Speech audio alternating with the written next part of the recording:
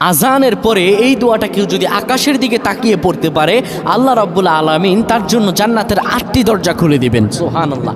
আজানের পরে কেউ যদি শুধুমাত্র একটি দোয়া আকাশের দিকে তাকিয়ে একবার পড়তে পারে, আল্লাহ জান্নাতের 8টি দরজা তার জন্য খোলা হয়ে যাবে। সুবহানাল্লাহ বিহামদি।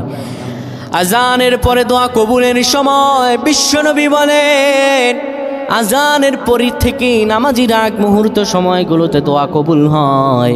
এই সময় তোমরা বেশি বেশি দোয়া করো। উদউনি আস্তাজিব লাকুম।